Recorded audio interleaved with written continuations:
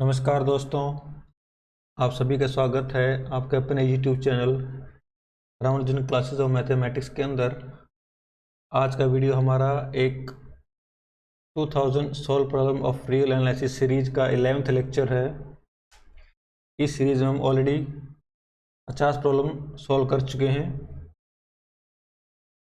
तो इस सीरीज में अगेन 11th लेक्चर में हम आज 5 प्रॉब्लम सॉल्व करेंगे और ये प्रॉब्लम हमने IIT JAM 2019 के एग्ज़ाम से ली हैं। और इस वीडियो में आपको 2 प्रॉब्लम एज एक्सरसाइज भी मिलेंगी करने के लिए। तो आप उनका जो आंसर है वो कमेंट में आप दे सकते हैं, आपका जो भी आंसर होगा। तो वीडियो स्टार्ट करने से पहले प्लीज़ सब्सक्राइब माय चैनल और आपका जो बेल आइकन बटन है उसको प्रेस करिए, जिससे कि आपको नई वीडियोस का नोटिफिकेशन मिलता रहे। तो चलिए स्टार्ट करते हैं with our first problem, problem number 51 on this series. Problem के आपके पास the set x upon 1 by x is varying from -1 to 1 A subset of r। वो आपका क्या है, कनेक्टेड है, कॉम्पैक्ट है, ये आपसे पूछा है। तो देखिए कैसे करेंगे इसको।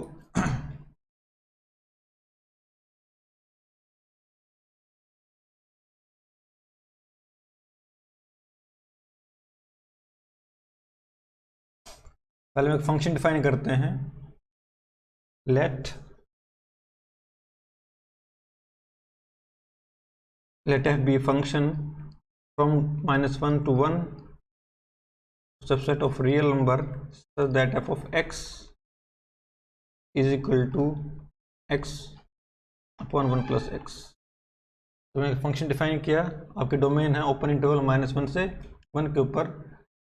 अब मुझे इसका रेंज निकालनी है, range of f, because this my set is actually range of this function, range of f। तो मुझे रेंज निकालनी है इस फंक्शन की। रेंज निकालने के लिए मैं सबसे पहले क्या करूंगा, इसका बिहेवियर चेक करूंगा कि इंक्रीजिंग है या डिक्रीजिंग है। उसके लिए मुझे क्या करना होगा, इसका डायरेक्टली करना होगा। तो f dash x is equal to 1 plus X का whole square, 1 plus X into max direct आपका 1 हो जाएगा, minus X into again 1, imply this is 1 upon 1 plus x square. As is strictly greater than 0, it implies my function is strictly increasing. It implies f is strictly increasing.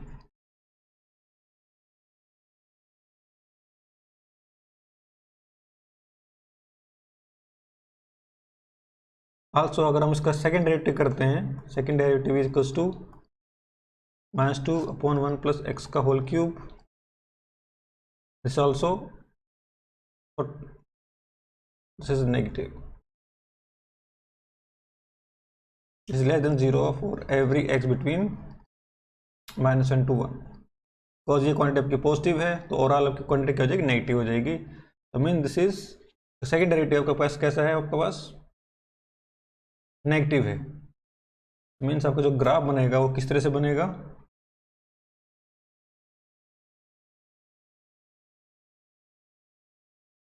This +1, this is -1, my F x is x upon 1 plus x. तो अगर x की value है तो it implies f of 0 is 0, this is 0, and limit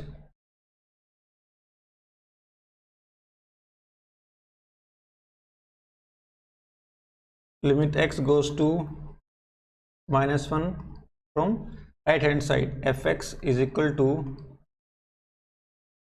limit x goes to -1 x upon 1 plus x, and this goes to minus infinity। तो आपका ये -1 इसके domain में नहीं है, it will go to and limit x goes to 1 from left hand side, fx goes to x goes to 1 x upon 1 plus x, which is 1 by 2। This is just like this।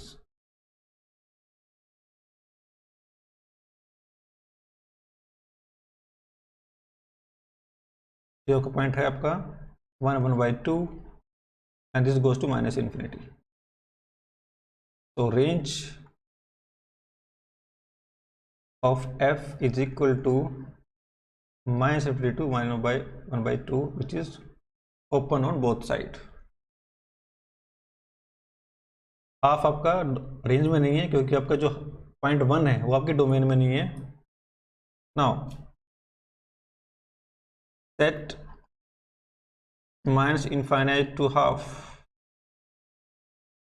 is interval which implies is connected set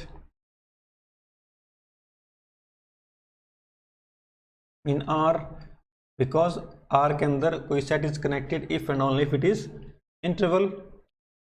So this my set is actually connected set. आपको result क्या पता होना चाहिए. इन R if A is subset of R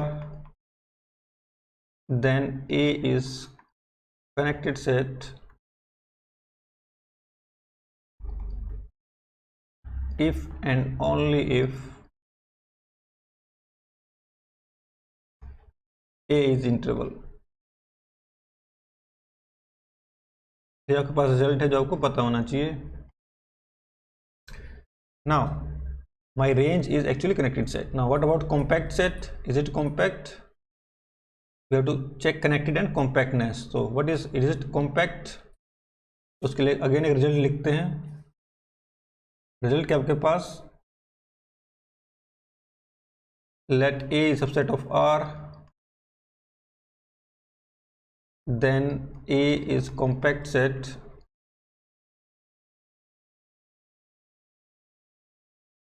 in R if and only if A is closed and bounded set. A is closed and bounded set.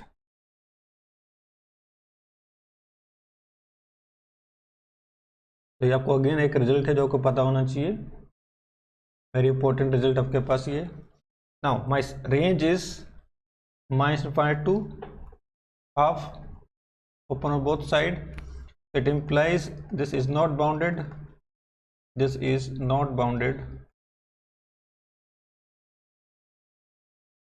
It implies -∞ to half is not compact. Is not compact.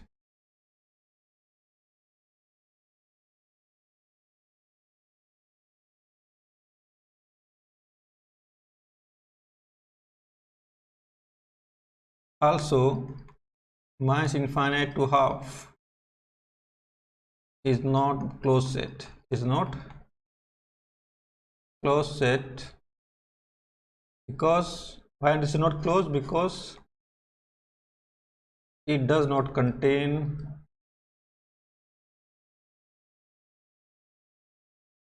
(1/2) which is limit point,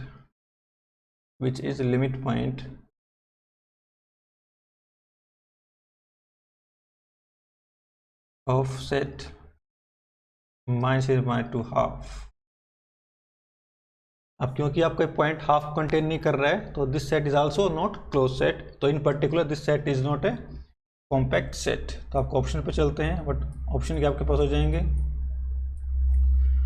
so my set is connected but not compact set. तो option B is true. Set is connected but not compact set. तो आपका एक IIT JAM 2019 का question था. चलिए question number 52 पे चलते हैं. यहाँ पे आपको पावर सीरीज के रेडियस ऑफ कन्वर्जेंस के बारे में पूछा गया है. कंसेप्ट आपका वो है.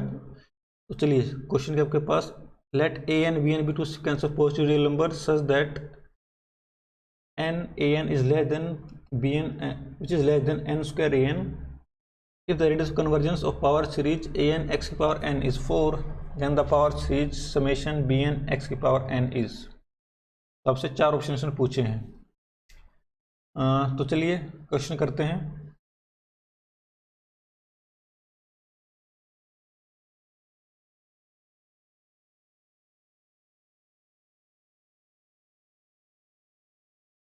तो क्वेश्चन करने से पहले जो आपकी जो थ्योरी है इसके अंदर वो थोड़ा हम लिख देते हैं. let summation an x to the power n varies from 1 to infinity, where an is greater than equal to 0, is any power series, is any power series, then its radius of convergence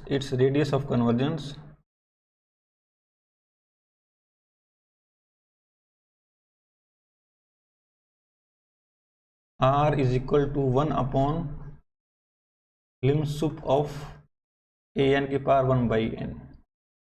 हमने एक नई sequence बना ली an की power 1 by n और इसका मैंने लिम सुप लेके reciprocal कर दिया, आपको क्या मिलेगा, रेडियस ऑफ कन्वर्जेंस मिलेगा। मीनिंग ये है आपके पास, अगर मैं नंबर लाइन ड्रॉ करता हूँ, ये आपका x इक्वल टू 0 है, आपका point x equal to r होगा, आपका point x equal to minus r होगा। तो इन दिस इंटरवल और x between minus r to r, summation an x to the power n will converge।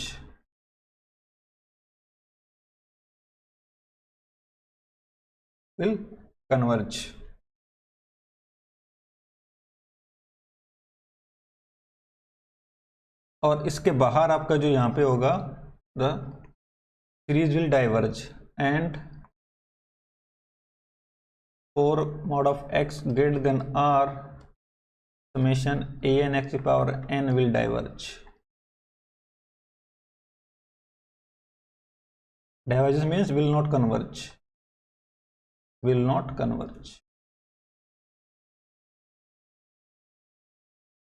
और आपका point x equal to r और minus r पे it में converge, में diverge. और x equal to minus plus r, series में converge और diverge,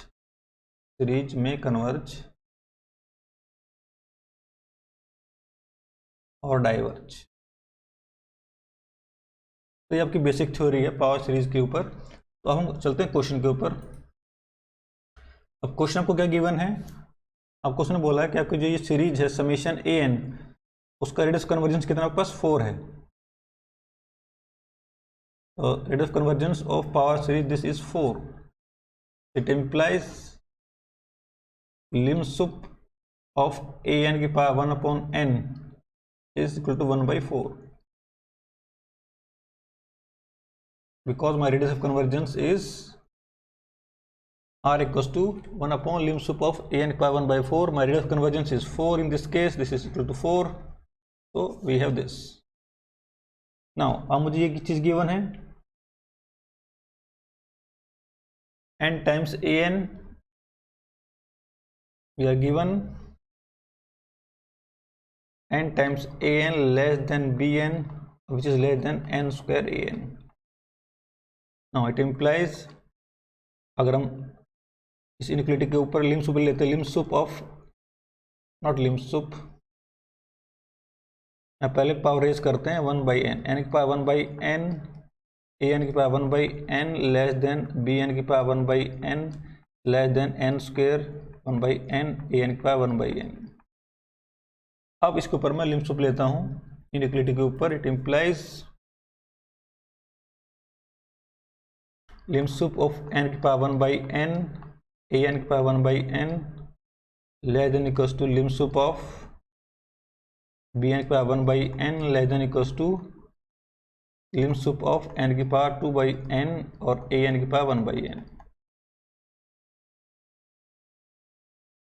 but अब इसकी लिम सुप कितनी आएगी, तो देखिए उसके रिजल्ट क्या होता है।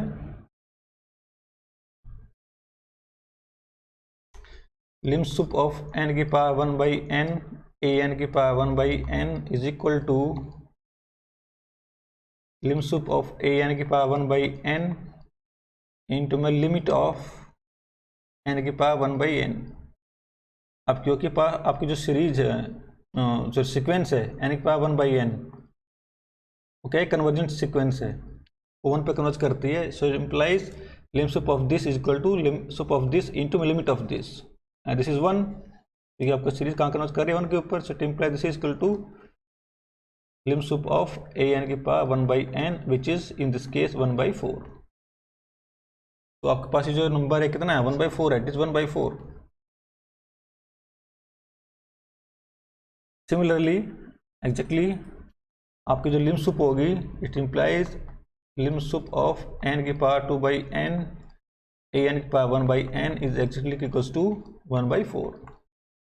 It implies 1/4 is less than equals to lim sup of bn की power 1/n which is less than equals to 1/4. It implies lim sup of bn की पावर 1/n equals to 1/4. तो bn की power 1/n की जो लिम सुप है कितना आपके पास 1/4 है। It means it implies radius of convergence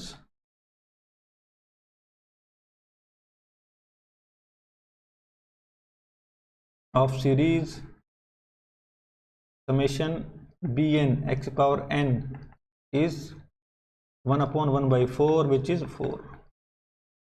तो आपका यहाँ पे रेडियस कन्वर्जेंस कितना होगा 4 होगा। इसका मतलब क्या हुआ, इसका मतलब ये हुआ आपके पास ये ओरिजिन है 0.0, जब आपका 0.4 है इट विल बी -4। तो आपकी जो सीरीज है for x between -4 to 4 this is convergent, इस रेंज आपकी कन्वर्ज करेगी वो। तो यहाँ पे क्या करेगी डाइवर्ज करेगी, यहाँ पे आपकी डाइवर्ज करेगी। और 4 पे और -4 पे we have to check individually. तो ये आपका इसका मीनिंग है। नाउ अब ऑप्शन पे चलते हैं। ऑप्शन क्या बोल रहे हैं, फर्स्ट ऑप्शन क्या बोल रहा है converge for all x with mode of x less than 2। तो आपके पास यहाँ पे आपका 0 था, या आपका 4 था, या आपका -4 था। मुझे पता है कि यहाँ से लेके यहाँ तक क्या कर रही है कन्वर्ज कर रही है, और यहाँ क्या करेगी डाइवर्ज करेगी, यहाँ भी आपका डाइवर्ज करेगी। पहला ऑप्शन तो आपका ट्रू है, converge for all x with mod of x less than 2। तो आपका यहाँ से यहाँ के बीच आपका चीज क्या करेगी कन्वर्ज करेगी, तो this is true. Converge for all x with mod of x greater than 2, this is again wrong. Why wrong, because not for all x this is convergent. अगर मैं x को यहाँ ले लेता हूँ suppose 5, for 5 this is actually divergent, this is also wrong. Does not converge for any x with mod of x greater than 2। क्या आपका अगर mode of x greater than 2 है तो किसी पॉइंट पर कन्वर्ज नहीं करेगी, this is again wrong. Why, because अगर मैं 2 से 4 के बीच में सपोज x को ले लेता हूँ 3, लेट x इक्वल टू 3, तो 3 के ऊपर आपकी क्या करेगी कन्वर्ज करेगी, बिकॉज आपका 3 की वैल्यू किससे कम है रेंज ऑफ कन्वर्जेंस से कम है यहाँ पे, तो it is convergent for x equal to 3। तो this again option is wrong. Does not converge for any x with mod of x less than 2, this again obviously wrong. Because mod of x less than 2 के लिए हमेशा क्या करेगी converge करेगी। तो only option 1 is true which is converge for all x with mod x less than 2। तो एक basic सा क्वेश्चन था पावर सीरीज के ऊपर। तो चलिए नेक्स्ट क्वेश्चन करते हैं, क्वेश्चन नंबर 53। अगेन आपका IIT JEM 2019 क्वेश्चन है। क्वेश्चन क्या आपके पास, let S be the set of all limit points of the set. आपको एक सेट गिवन है और उसका S जो है वो उसके सारे लिमिट पॉइंट को सेट को डिनोट कर रहा है। And Q positive with the set of all positive real rational numbers, then which option is true. Okay देखिए कैसे करेंगे।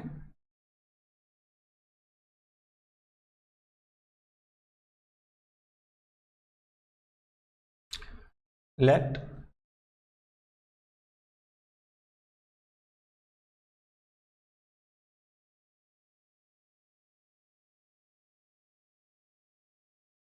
Sn is equal to n plus n by root 2 plus root 2 by n। अगर इसको LCM ले लेते तो क्या बनेगा 2 root 2n into n square plus 2।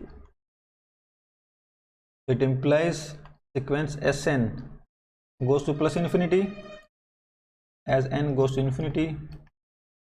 तो आपकी जो सीक्वेंस है एक्चुअली डाइवर्जेंट सीक्वेंस है, goes two plus infinity. So it implies Xn is diverge to plus infinity. It implies Sn has no convergent subsequence. Has no convergent subsequence.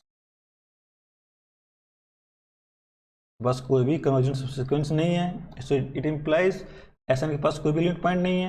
So it implies Sn has no limit point. It is Sn has no limit point.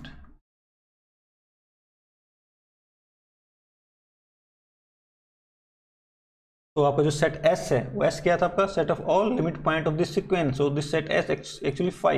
So it implies S is actually phi set. Set S क्या था? Set of all limit point. Set of all limit point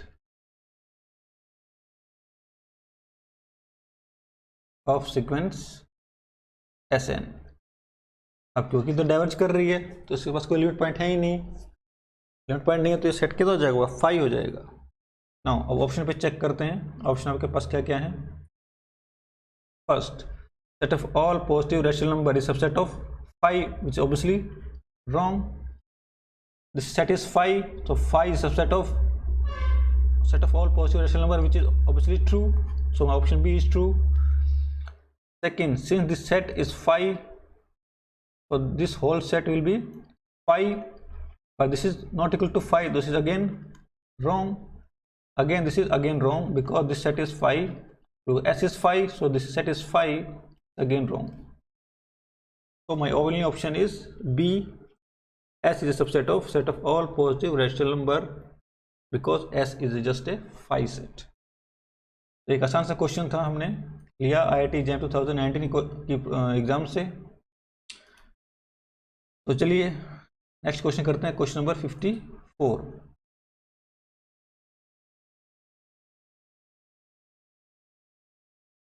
again ये आपका IIT JAM 2019 का problem है. Problem क्या है? The set 1 by m plus 1 by n where m and n belongs to natural number union 0 is subset of R. Then हमको बताना है कि सेट कॉम्पैक्ट है या ओपन है. Then which of this following is true. तो पहले हम सेट को लिखते हैं. रिजल्ट लिखते हैं पहले. तो एक रिजल्ट क्या होगा? if A is not equal to phi and A is open set in R, it implies A must be uncountable set. A is uncountable set.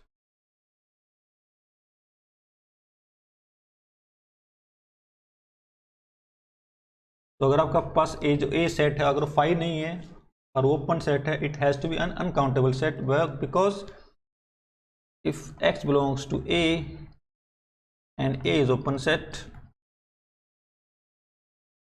It implies x minus epsilon और x plus epsilon किसके अंदर होगा? A के अंदर होगा.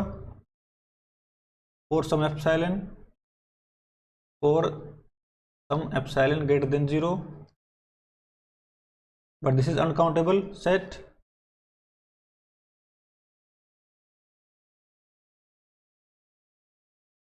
It implies this set A is also uncountable set. तो एक बहुत इंपॉर्टेंट रिजल्ट है जो आपको याद रखना है कि अगर आपके पास कोई सेट है A और वो ओपन है और नॉन एम्प्टी है, so it implies it has to be an uncountable set.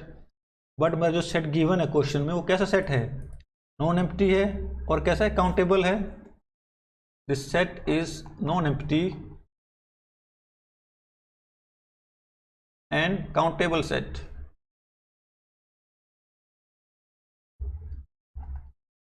It implies this is not open set. This is not open set. ये आपका जो सेट है ओपन सेट नहीं हो सकता है. So option A is obviously wrong because this is not open. Obviously C wrong, again not open. Now B और D में आपको चेक करना है. उसको चेक करने के लिए मुझे चेक करना होगा कि ये कॉम्पैक्ट है. और अभी मैंने आपको बताया कि कोई भी सेट कॉम्पैक्ट कब होता है? If and only if it is closed end bounded. तो मुझे चेक करना है मेरा जो सेट है वो क्लोज है या और बाउंडेड है या नहीं। तो चलिए मेरे पास सेट क्या है, आपका सपोज सेट ए को लिख लेते हैं 1/m + 1/n where m and n belongs to natural number union 0। ये आपके पास सेट है। नाउ कोई भी set closed, obviously this is bounded set, A is bounded set because 1/m plus 1/n is always less than equals to 2 for every m n belongs to natural number. Obviously this is greater than equal to 0 always, so this set is always bounded. तो अब मुझे सिर्फ ये check करना है कि ये closed है या नहीं। और कोई भी सेट क्लोज कब होता है, if and only if it contain all it's limit point. तो मुझे इसका लिमिट पॉइंट निकालना है, यानी ड्राइव सेट निकालना है। तो ड्राइव सेट कैसे निकालेंगे, सपोज ए डैश के पास derived set, derived set of A, set of all limit point, set of all limit point.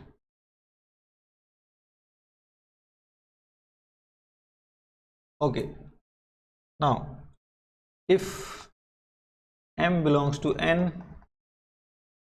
is fixed, अगर मैंने कोई भी m ले लिया नेचुरल नंबर से, उसको मैंने फिक्स कर दिया, then 1/m + 1/n where n belongs to natural number, यहाँ पर जो n है वो वेरी कर रहा है, m is fixed, only n is varying, so this sequence goes to 1/m, then 1/m plus 1/n will converges to 1/m. It implies 1/m is limit point, of set A। तो आपका मतलब क्या हुआ कि 1/m where m belongs to natural number is limit points of set A।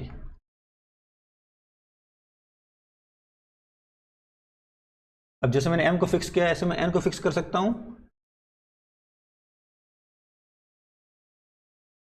Similarly 1/n so that n belongs to natural number is limit points of set A, but ये दोनों set तो same है। It implies 1/m where m belongs to natural number is the limit point of set A। Also 1/n plus 1/n इस आपका इस set से belong कर रहा है।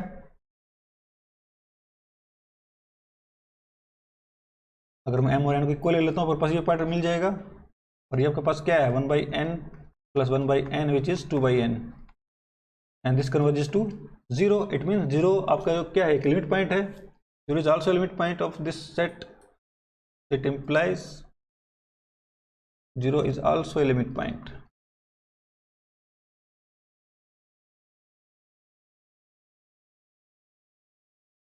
of set A। तो आपको जो ड्राइव्ड सेट आएगा वो क्या बनाया, it implies A dash is equal to set of all limit points is actually equals to 0 union 1/n और n belongs to natural number। यह फर्स्ट ड्राइव सेट आ गया सेट A का। Now A set is closed if and only if it contain all it's limit point, यानी मुझे यहाँ पे check करना है क्या ए डैश सबसेट है A का। अगर ऐसा है तो आपका सेट क्या हो जाएगा, क्लोज हो जाएगा, अदरवाइज क्लोज नहीं होगा। ओके, आपके पास 0 है, बट 0 ऑलरेडी आपका सेट ए के अंदर है, बिकॉज मेरा सेट ए क्या था, सेट ए इज दिस, तो 0 ऑलरेडी इसके अंदर है। बट क्या 1/n इसके अंदर है, is 1/n in this set, yes, because 1/n को क्या ले सकता हूं मैं, can write 1/n equals to 1 by 2n plus 1 by 2n, and this is belongs to set A. So it implies A dash is actually subset of A. It implies A contain all its limit point. It implies A is closed set.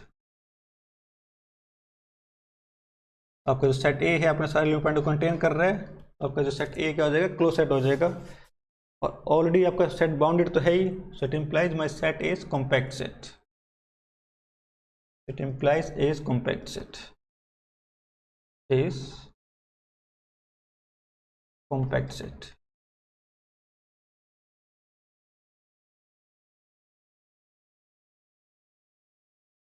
So my option B is true, compact but not open. Obviously D is wrong.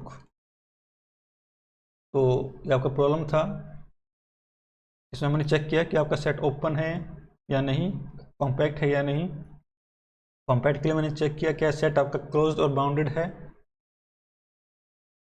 और close को check करने के लिए मैंने क्या किया, क्या सारे लिमिट पॉइंट इसके अंदर हैं। अगर सारे लिमिट पॉइंट इसके अंदर हैं तो आपका सेट क्लोज है, नहीं तो नहीं है। और क्योंकि आपका जो सेट है यहाँ पे वो कैसा है, एक नॉन एम्प्टी काउंटेबल सेट है, it means A is not a open set. Okay, तो चलिए नेक्स्ट प्रॉब्लम करते हैं, प्रॉब्लम नंबर 55।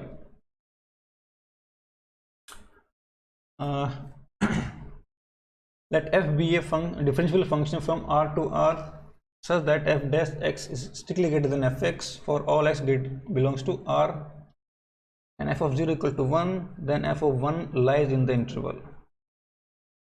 देखिए कैसे करेंगे इसको।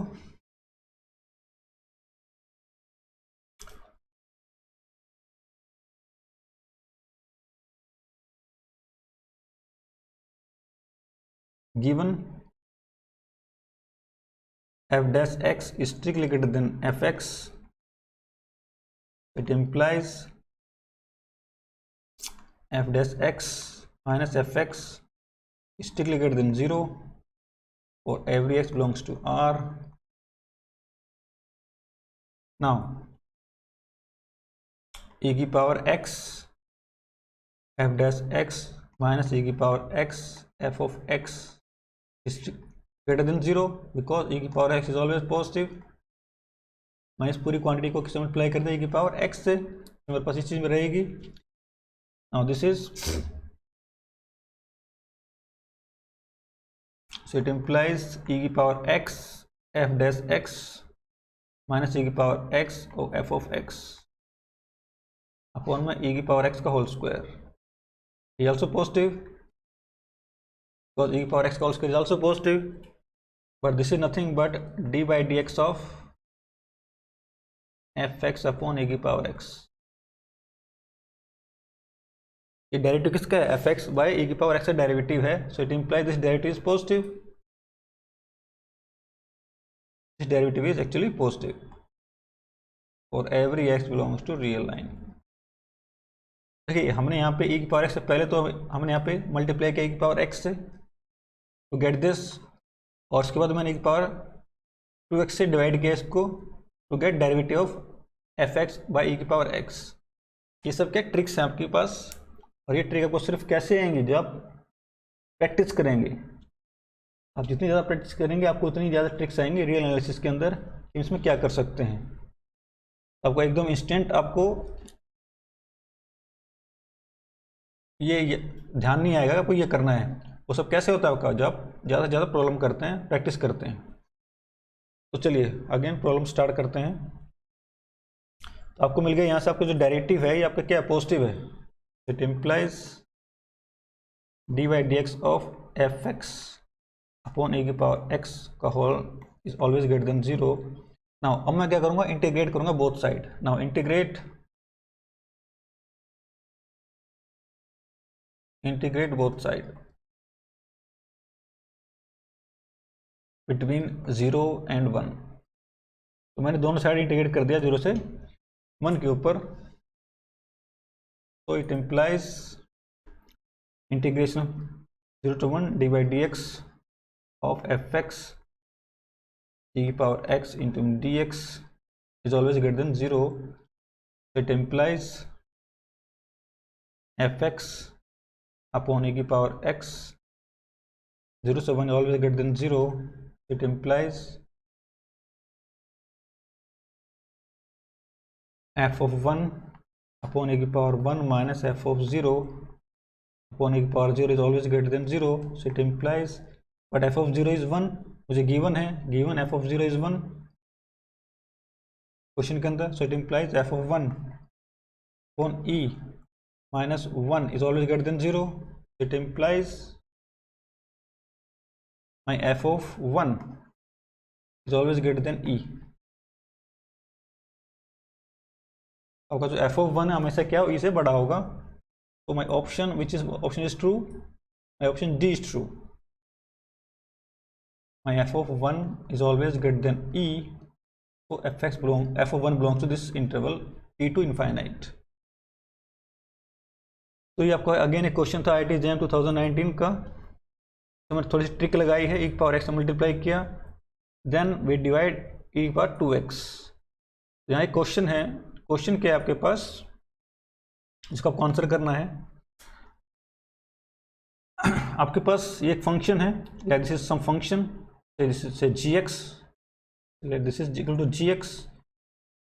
तो आपके पास आपने क्या लिखा है यहाँ पे, आपका gx को क्या है, आपका स्ट्रिक्टली ग्रेटर देन 0 है, और every x belongs to real line. और उसके बाद मैंने क्या किया, दोनों साइड इंटीग्रेशन कर दिया, integration of gx between 0 to 1, then why this integration is strictly greater than 0, why this is integration is strictly greater than 0, can this integration be equal to 0? No, answer is no, this integration is strictly greater than 0, but question is why this is strictly greater than 0। तो एक आसान सा एक concept है यहाँ पे कि ये आपका स्ट्रिक्टली ग्रेटर देन 0 क्यों होगा, इक्वल टू 0 क्यों नहीं होगा। तो इसका आंसर क्या है, इसका आंसर ये है कि जो फंक्शन g है वो क्या है, कंटिन्यूस है। आपका फंक्शन g जो कंटिन्यूस है वो आपका पॉइंट पे क्या है, आपके पास पॉजिटिव है, पॉजिटिव तो इसका इंटीग्रल कभी भी 0 नहीं हो सकता है। आप इसको रफली इस तरह सोच सकते हैं, आपका फंक्शन अगर पॉजिटिव होगा, if my function is positive between 0 and 1, obviously जो आपका 0 यहाँ आना चाहिए था, चलो कुछ नहीं, यहाँ 0 ले लेते हैं, then this integral always positive.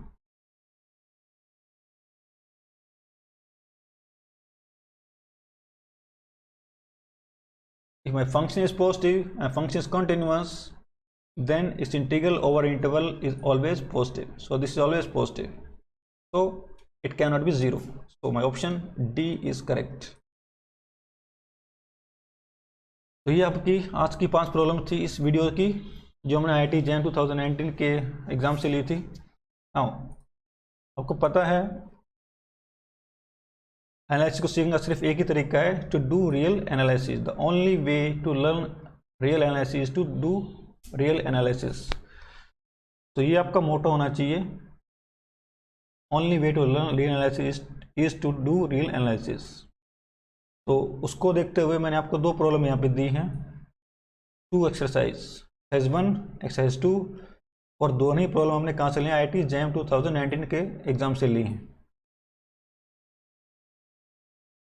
तो कुछ प्रॉब्लम्स हैं, आपको इन प्रॉब्लम्स को ट्राई करना है। आपका जो भी आंसर आपके पास एक्सरसाइज 1 का है और एक्सरसाइज 2 का है, आप उसको कमेंट में लिख सकते हैं। तो इस वीडियो में इतना ही। तो प्लीज़ ये आपका जो 2 एक्सरसाइज दी है मैंने आपको, उनको ट्राई करिए, तभी आप एनालिसिस सीख पाएंगे। मिस्टेक होते कोई प्रॉब्लम नहीं है, मिस्टेक हो रही है वो कोई इशू नहीं है, बट आपको ट्राई करना है, ये ज़रूरी है। आप ट्राई नहीं करेंगे इशू है, तो ट्राई करना है। हो रही हैं प्रॉब्लम, नहीं हो रही हैं वो अलग चीज़ है, वो डजेंट मैटर।